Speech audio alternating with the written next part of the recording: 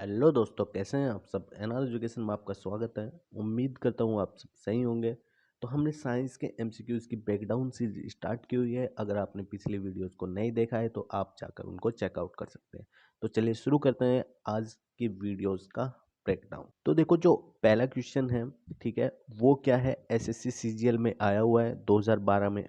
ठीक है, अब इसका मतलब ये एसएससी सीजीएल में आया हुआ है तो इसका मतलब ये है कि इस टॉपिक से, मतलब जिसके टॉपिक के ऊपर ये एमसीक्यूज बना हुआ है उस टॉपिक से क्वेश्चंस आते हैं एसएससी सीजीएल में। ठीक है, यानी कि एसएससी के लिए क्या एक फेवरेट टॉपिक है। अब चलिए शुरू करते हैं क्वेश्चन को। The high boiling point of water compare to hydrogen sulphide और हाइड्रोजन क्लोराइड, यानी कि जो हाइड्रोजन का बॉइलिंग पॉइंट होता है वो ज़्यादा होता है comparison to hydrogen sulphide and hydrogen chloride. वो क्यों होता है, ठीक है, वो किस वजह से होता है, तो वो होता है भाई हाइड्रोजन बॉन्डिंग की वजह से। ठीक है, तो हाइड्रोजन बॉन्डिंग को हम समझते हैं। यहाँ पे हाइड्रोजन बॉन्डिंग क्या है, देखो हाइड्रोजन बॉन्डिंग क्या होती है भाई।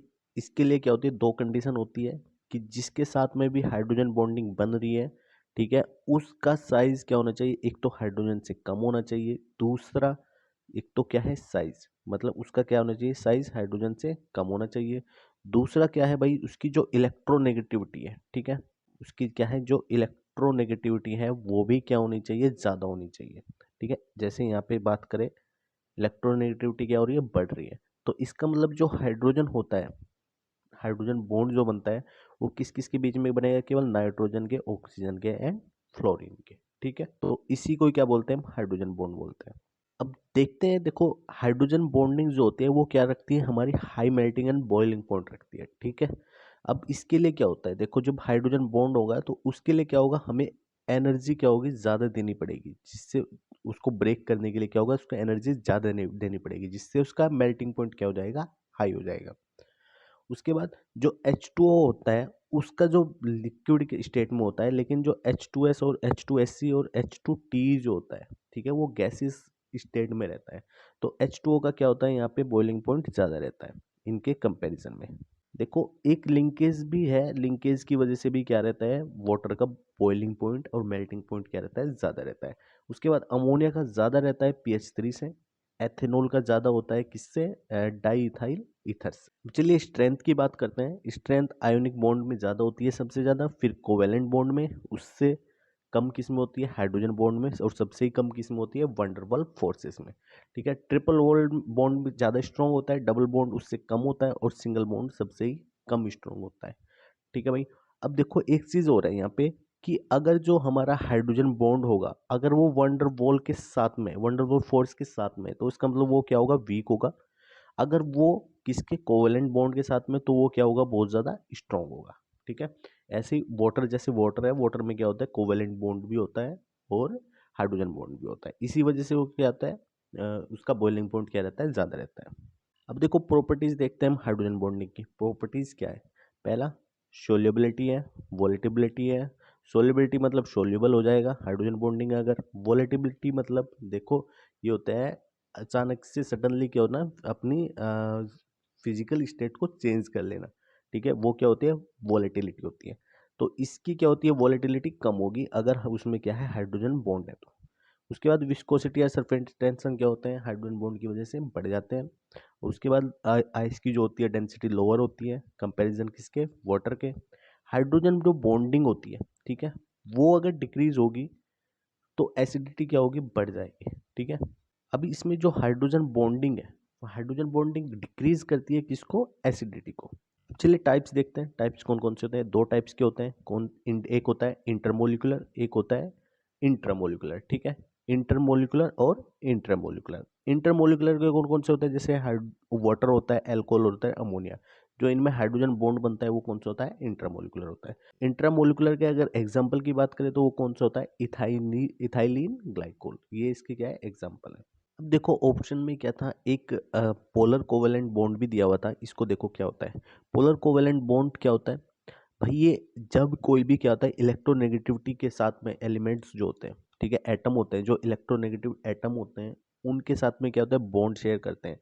तो उसके उससे क्या होता है, जो भी ये क्या होता है, पोलैरिटी आ जाती है उनके ऊपर। ठीक है, उससे क्या होता है, पोलैरिटी आ जाती है। कोवेलेंट बॉन्ड कौन सा है, ये वाला है।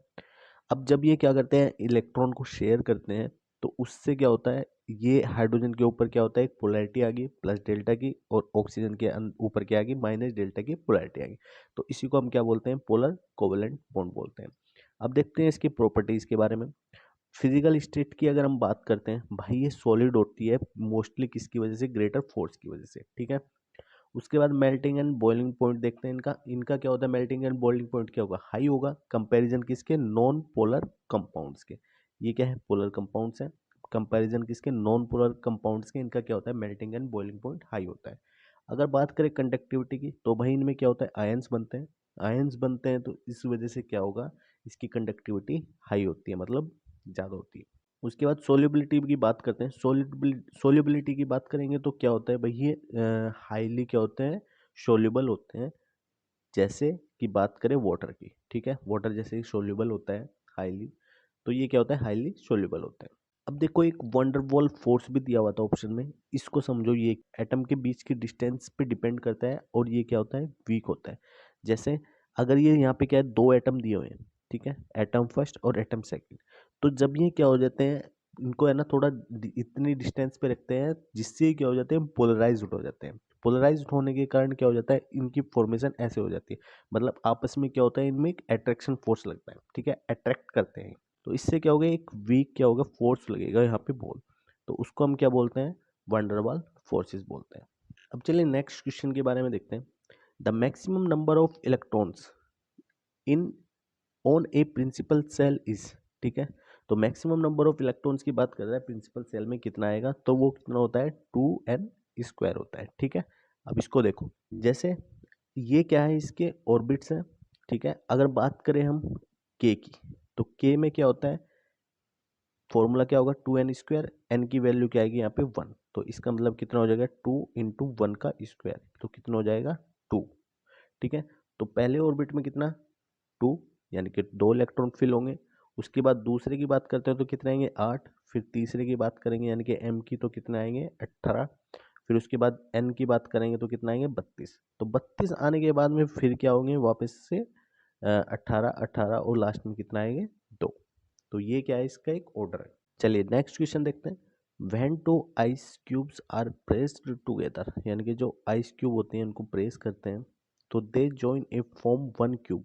तो वे क्या होती है, एक क्यूब बना देती है। तो इस प्रोसेस को हम क्या बोलते हैं, मतलब इस प्रोसेस में होता क्या है ऐसा, तो वो होता है हाइड्रोजन बॉन्ड फॉर्मेशन की वजह से, ठीक है। अब ये हाइड्रोजन बॉन्ड फॉर्मेशन पहले हाइड्रोजन जब टॉपिक पढ़ा है उसमें सब कुछ क्लियर कर दिया है, ठीक है। तो इसमें कुछ बताने की अब जरूरत नहीं है। A mixtures of water and alcohol can be separated by, यानी कि जो अगर वाटर एल्कोहल का मिक्सचर है तो उसको हम कौन से प्रोसेस के थ्रू क्या कर सकते हैं, अलग कर सकते हैं।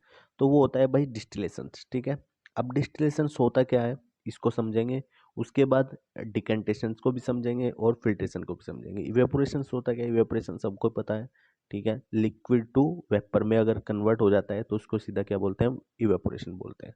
अब देखो डिस्टिलेशन को समझते हैं। अब देखो डिस्टिलेशन क्या होता है, डिस्टिलेशन में इवेपोरेशन एंड कंडेंसेशन प्रोसेस होते हैं, जिसके थ्रू हम क्या कर सकते हैं, जो लिक्विड मिक्सचर्स है उसमें से लिक्विड को अलग करते हैं जो उनसे हमें रिक्वायर्ड है, ठीक है। अब ये क्या होता है, केमिकल रिएक्शन नहीं है, कौन सी है, एक फिजिकल सेपरेशन प्रोसेस है, ओके।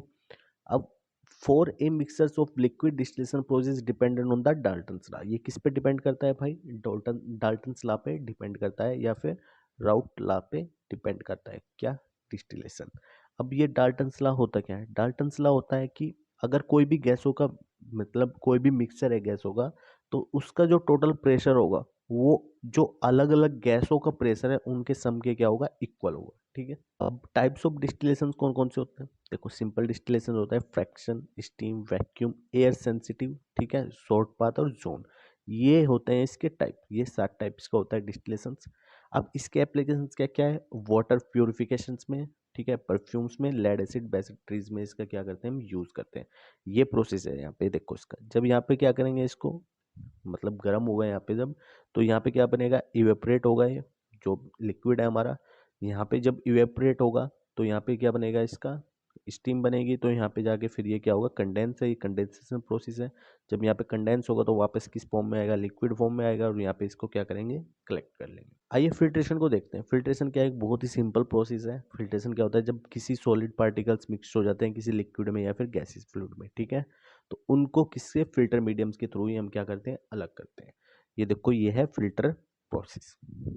उसके बाद है डिकेंटेशंस। डिकेंटेशंस क्या होता है भाई, डिकेंटेशंस में ये बेस्ड होता है किस पे, डेंसिटी पे, ठीक है, बेस्ड है ये डेंसिटी पे, यानी कि जिसकी ज़्यादा डेंसिटी होगी वो क्या होगा, नीचे बॉटम पे होगा, और जिसकी कम डेंसिटी होगी वो क्या रहेगा, ऊपर रहेगा। अब जैसे यहाँ पे केरोसिन ऑयल है, वाटर है, ठीक है, इनको अलग करना है, तो जो केरोसिन ऑयल है इसकी डेंसिटी क्या होती है, कम होती है, तो ये क्या रहेगा, ऊपर रहेगा। यहाँ पे वाटर है तो इसकी डेंसिटी क्या रहती है, ज़्यादा रहती है, तो ये क्या आ जाएगा, नीचे आ जाएगा। जब नीचे आ जाएगा तो इसको यहाँ पे इससे अलग कर देंगे, ठीक है। तो इससे लेकिन प्रॉपर नहीं हो पाता है, ठीक है, ये ओल्डेस्ट मेथड है। नेक्स्ट क्वेश्चन देखते हैं, what is the colour of light related to. जो कलर ऑफ लाइट होता है वो किससे रिलेटेड होता है, ठीक है, देखो वो जो रिलेटेड होता है वो किससे होता है, वेवलेंथ से रिलेटेड होता है, ठीक है। तो वेवलेंथ होती क्या है, इसके बारे में देखते हैं। देखो ये कोई क्या है, वेव है, ठीक है, ये वेव है।